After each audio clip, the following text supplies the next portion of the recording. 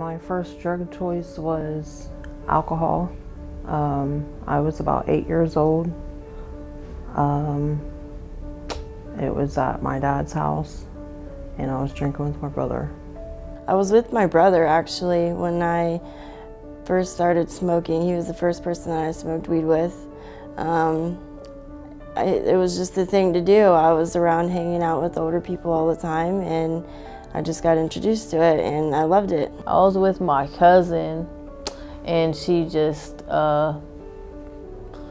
just, I think, like a role model for me. I was about 8 or 9 years old. Well, my father was a really bad alcoholic, crackhead.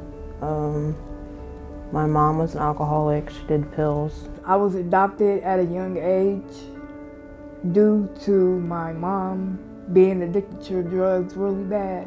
We were always told by the adopted mother, oh, your mom doesn't care about you. Your mom didn't love you. Your mom don't want y'all. So as the years went by, that kept getting instilled in us and instilled in us. Due to that, I started using cocaine. When I first started using drugs and alcohol, I was like 12 years old. That was my first drink, the first time I smoked weed. My mom died when I was 2 years old in some train and car accident on her birthday. And my dad, he's always in and out of jail or prison, but he was never really there. My grandma raised me. I got abused by my uncle from the ages of 7 to 11. And I mean, I don't even really know what happened in that situation. Like, I know Children's Services got involved. With the family that I grew up with, I just wanted to follow in their footsteps. And I was abused as a child, so I just wanted to fit in, so it was easy.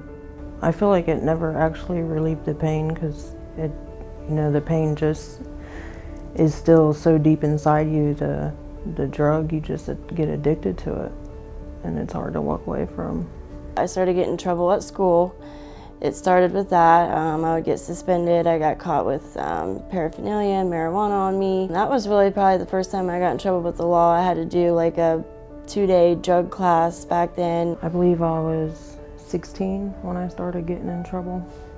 So I was in high school. And that was with marijuana and alcohol. I started skipping school.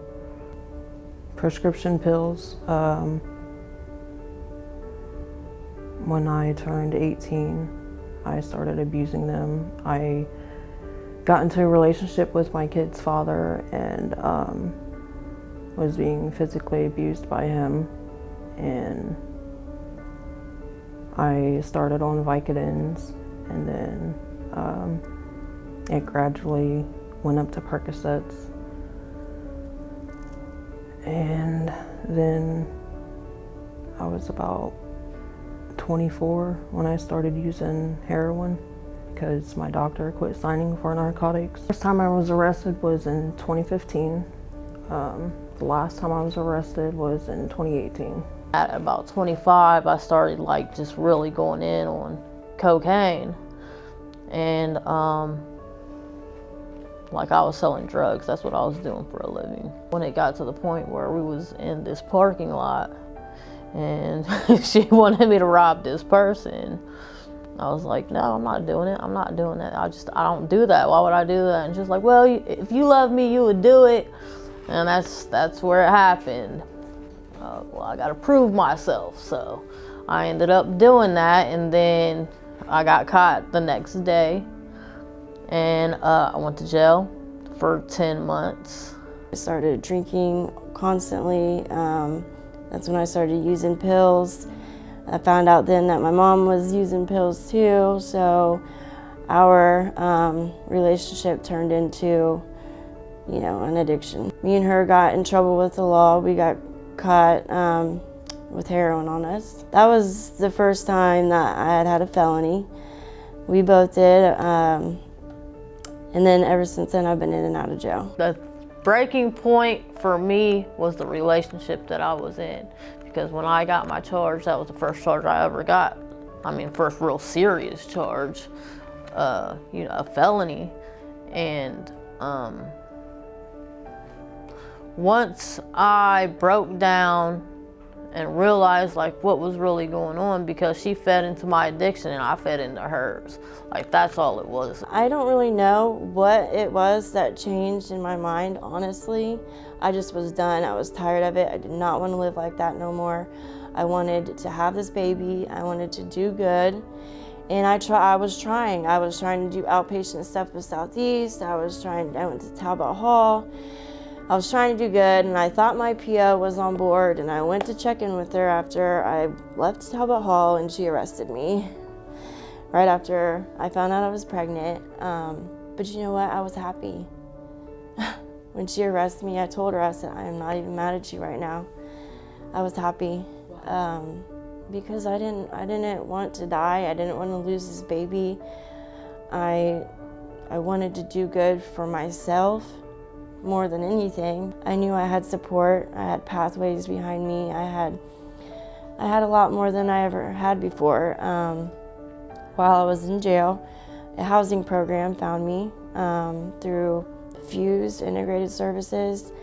I had an apartment and they pay for everything. So I knew after Maryhaven, I was good. I had my own place. Just knowing in the back of my head that I had stability and a secure place to live, like that right there has really kept me sober, honestly.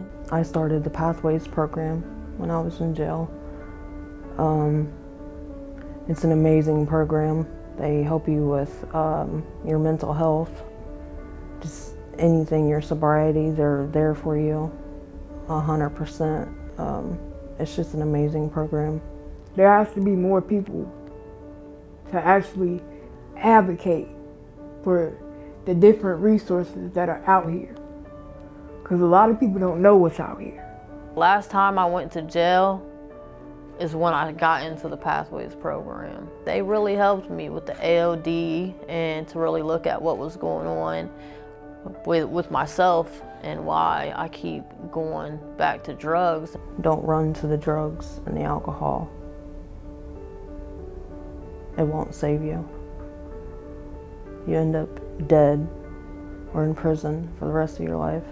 Things changed for me when I started to focus on myself and know that I wanted a life for myself. I wanted to be somewhere someday. I wanted to overcome and stop the cycle that's going through my family. I am happy with the way my life is now. I love being sober. I know today my support system is my rock. Like, I have so many people to reach out to for all different things, all different aspects of my life. And without that, I mean, I don't know where I would be. Like, they really hold me up. I'm able to really stand on a lot of that. And that's been a huge, huge difference in my life.